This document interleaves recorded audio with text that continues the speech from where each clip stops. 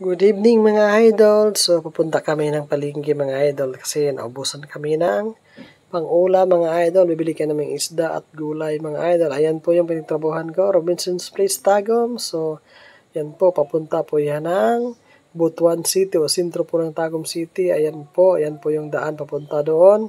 Tapos malapit lang po dito yung palengke mga idol.